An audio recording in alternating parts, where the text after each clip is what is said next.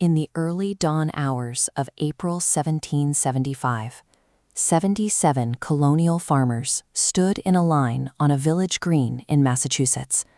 Across from them were 700 professional British soldiers. Nobody knows who fired the single shot that broke the silence, but it scattered the farmers, left 8 dead, and ignited a war. To understand how those farmers ended up staring down the barrel of the British military, we have to rewind 15 years to 1760. At that time, the 1.5 million colonists living in North America were highly prosperous, deeply secure, and deeply loyal to the British Crown. They paid the lowest taxes in the Western world, were protected by the most powerful navy on Earth, and celebrated the coronation of King George III in their local taverns. The only thing these 13 colonies shared was their identity as British subjects.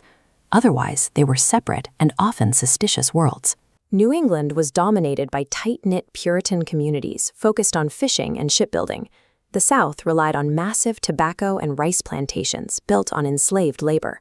Northerners viewed Southerners as lazy aristocrats, and Southerners saw Northerners as meddling fanatics. They had no shared government and no desire to form one. This chart shows the financial reality that shattered the colonial status quo. Britain had just fought a massive 9-year war with France to secure the North American frontier. The victory pushed Britain's national debt to £122 million, with the interest payments alone costing 10 times what all 13 colonies paid in taxes combined. Parliament looked at the wealthy, lightly taxed colonists and decided they needed to start paying for their own defense. In 1765, Parliament passed the Stamp Act.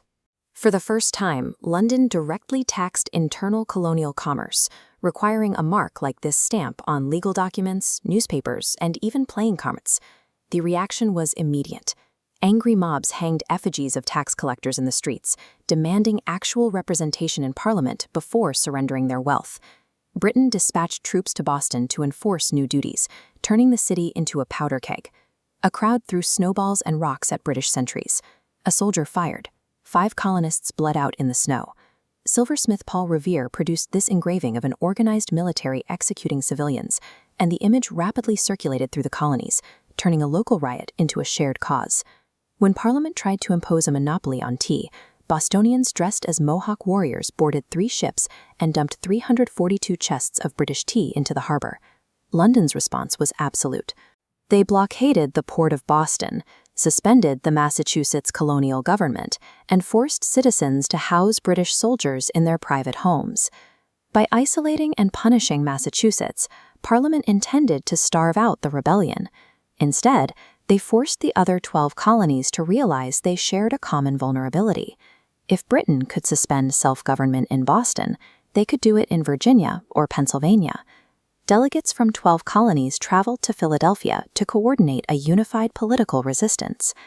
By July 1776, the fighting had escalated past local skirmishes. The Continental Congress signed a document formally severing ties with the Empire.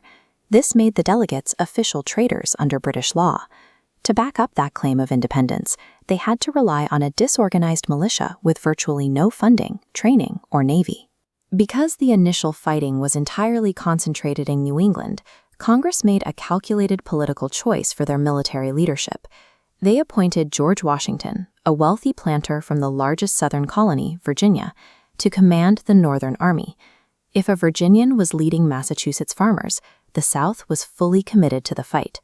But political strategy couldn't stop bullets. 2 months later, the British deployed an expeditionary force of 32,000 professional soldiers to New York. The amateur American army was flanked and defeated, suffering 2,000 casualties against just 400 British losses. The Continental Army barely escaped annihilation under the cover of night.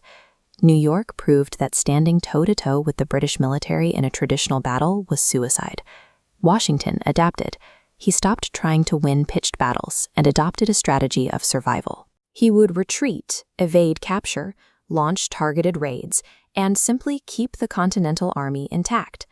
The goal was to drag the war out until the financial and political cost of occupying America broke Parliament's will to fight. By December 1776, freezing cold and desertions had reduced the army to roughly 2,400 men. With enlistment set to expire in days, Washington risked everything on a surprise attack. He ordered his men to cross the icy Delaware River in the middle of a winter storm on Christmas night. They ambushed a garrison of Hessian mercenaries, professional German soldiers hired by Britain. The victory proved the revolution still had a pulse, causing thousands of men to sign back up. The following autumn, colonial militias halted an 8,000-man British advance from Canada, forcing an entire British army to surrender at Saratoga. The image of the king's forces stacking their weapons in the dirt reached King Louis XVI in Paris. France had been waiting for proof that the Americans could hold their own. Saratoga provided it, and France officially allied with the United States, providing essential naval support, troops, and silver. Yet the American army still had to survive the brutal winter of 1777 at Valley Forge in Pennsylvania. 12,000 men huddled in freezing huts. Thousands lacked shoes. Roughly 2,000 died of disease.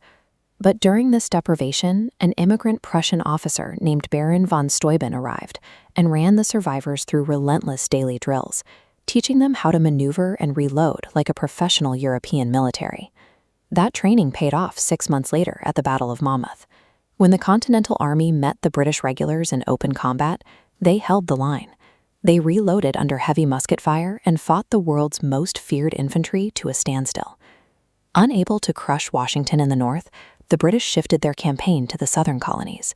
It was a strategic error. By October 1781, British General Cornwallis retreated to the coastal town of Yorktown, Virginia, waiting for the Royal Navy to resupply him. Instead, the French fleet arrived to block the coast, while Washington and French ground troops trapped Cornwallis on land. Cornwallis surrendered 8,000 men. 6 years of strategic evasion made the American occupation geographically exhausting and diplomatically toxic. By early 1782, under the weight of mounting costs, the British public turned against the war, and Parliament voted to end offensive operations. After months of tense negotiations, diplomats placed these red wax seals on the Treaty of Paris in September 1783. Britain officially recognized the independence of the United States, relinquishing territory from the Atlantic Ocean all the way to the Mississippi River. In December, George Washington stood before Congress. In an era where Victoria's generals routinely used their armies to seize power, Washington pulled out a short speech, his hands visibly shaking. He surrendered his commission, returned all military authority to the civilian government, and went home to his farm. The peace was immediately precarious. The 13 states were bound only by the Articles of Confederation, a weak initial framework that gave Congress almost no power. Without the threat of the British military keeping them united, the states began printing their own currencies, taxing each other's goods, and ignoring foreign treaties. When debt-ridden farmers revolted in Massachusetts, the central government lacked the funds or authority to even raise a militia to stop them. Defeating Britain proved to be only the first hurdle. The fragile new nation was rapidly sliding into economic ruin and internal conflict. Knowing the system was collapsing, delegates returned to this building in Philadelphia in 1787. Their original instructions were just to fix the Articles of Confederation. They quickly realized a patch job wouldn't work. They scrapped the entire government and started over from a blank page. They engineered a new framework. The Constitution created a balanced federal system, a government with 3 distinct branches, strong enough to regulate trade, raise an army, and collect taxes, while still leaving localized power to the individual states. Giving a central government that much authority required putting someone at the top. The delegates knew this untried system would only be accepted by the public if it was guided by a universally trusted figure. George Washington, who had famously walked away from absolute power, reluctantly returned to take the oath as the first president. The American Revolution reached its final resolution in the assembly rooms of Philadelphia, where 13 disparate and often suspicious regions compromised on a single functional republic.